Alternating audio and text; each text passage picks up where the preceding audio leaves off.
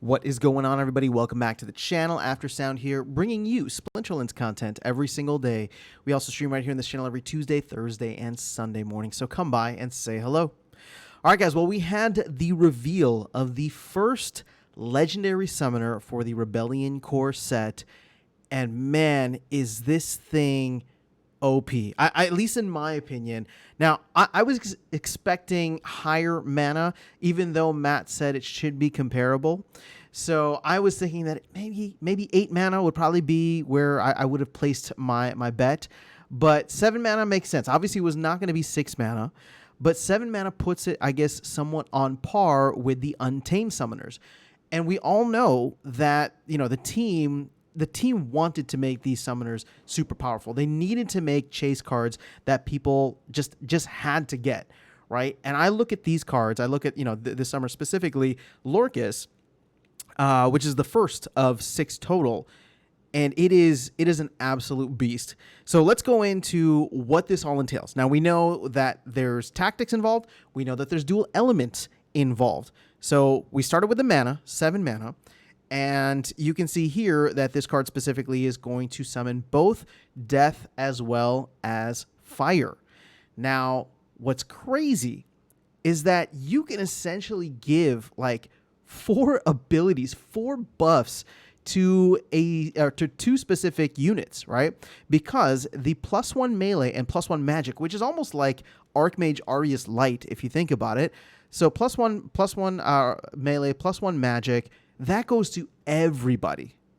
Then you also have on top of that the ability to give certain units two units each of the following ability sets. Now they come in pairs, right? So the first is Life Leech and Affliction, which is kind of crazy because you think about, we've always talked about a summoner having Life Leech, and now you potentially get to give it to 1/3 of your team, right? I mean, maybe even more than that. The minimum that you're going to be able to do is 1/3 of your team, because if you have 6 units, right, you're able to give it to 2 of them, along with Affliction, which, you know, with all the healing, with all the stuff that's, you know, Lily being super powerful, all these things out there.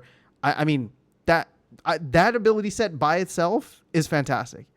But then you go on the other side, and you got Trample and Fury. Now, Fury is fascinating because I think the ability to give Fury to certain units is going to be super, super clutch. There's so much in terms of the meta overall whenever, you know, we see Taunt available or something like that. So the ability to give, especially with something like a Mycelic Slipspore, for example, or Slipspawn, the ability to give other units that maybe are not going to activate the force field that Fury. And then on top of that, right, if they're melee, they're already going to get +1. And now if they actually take out Slipspawn, right, so let's say they have an attack of 3, it gets buffed up to 4, right? So you choose to give them Fury and Trample. I mean, that's outrageous. I don't know. To me, it's just outrageous. I mean, this is like, I guess it's not quite, what's his name? I'm thinking of Possibilis. It's like Possibilis Light a little bit, because you can give it to certain, you know, maybe opportunity units out there. And, you know, there's definitely some opportunity units available within the fire element, right? Death, I'm not sure as much, but definitely within the fire element, there are a lot. And then obviously if you have Rooney, that's another one that you'd be able to, you know, to give, as that comes in as neutral. So overall, I'm looking at these cards and I'm thinking to myself, or this card, I should say, and thinking about the future of what these cards are going to bring. And they are by far going to be the most powerful, but also the most exciting cards to play in many cases.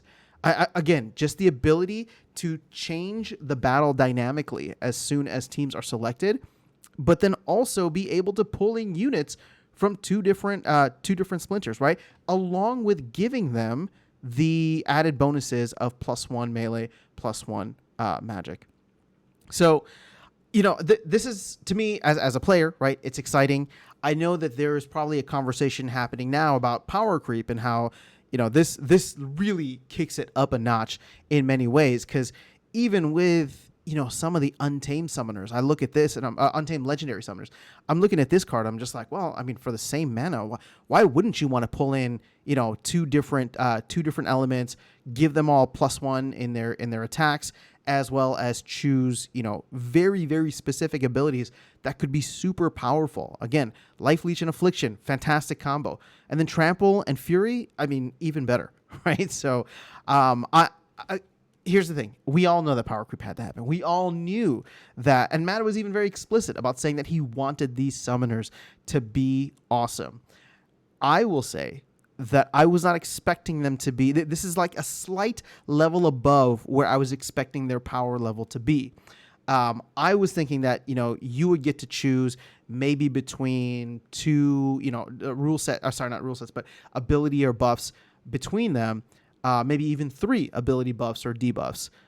But having 2 buffs that go to your entire team and then being able to essentially give a 3rd buff to other units that can be very specific. And again, this is the evolution of the game, though, right? So I don't want to sit here and I don't want you guys to think that I'm like upset about it, because this is where the game has to go. So let's close out on this, because I know people are going to look at this and say, oh, well, how are the old cards going to hold their value, blah, blah, blah. Well, okay, we kind of can't have it both ways. And sure, yes, we absolutely can, right? We can totally complain about it both ways, and free country, free, free speech, you can totally complain however much you want. All I'm saying is we want the game to evolve into something that is going to require more player agency and less, just statistics of whatever the bots can throw together or the battle helpers can throw together. We want something that can survey the landscape and make decisions that benefits humans, right? This does that. And we're not even at the items and spells level yet. But this does that in a major way that I would argue that the rare summoners really did not. I mean, most of them are just not, they're not going to cut it, right? With like 1 ability set or 1 buff or whatever it is. These are going to change the game, in my opinion. And now I could be wrong, because I'm sure somebody's going to like pull up a video of me back in November or December saying like the tactic summoners for Rebellion, right? The rare summoners were going to change the game. And I was really excited about them. What I didn't realize at that time was the fact that compared to the legendary summoners for Chaos Legion, and even for Untamed, right? If you're playing in Wild, it's hard to beat the 3 buff debuff set, right? Like that, it just benefits your team so much. And the thing is, with the abundance of cards that are out there, everybody has all of those Chaos Legion legendary summoners. It's so easy to get your hands on. And so therefore they were never really going to compete, which is fine, because when you look at it from like a power creep level, but scale it a step back, it's not like the Chaos Legion rare summoners could compete with the Untamed legendary, right? And granted, there was no like new mechanic that was added in, but that was never really the intention. So it kind of fits that overall it was actually balanced quite well. The balance here, I think, is going to shift dramatically when these hit the market. So let me know your thoughts in the comments below. That is all I have for you guys in this video. I'm very curious to know how you guys are feeling about it and if you are stacking up your battle wagons. But I'll catch you all in the next video and see you around the game. Take care.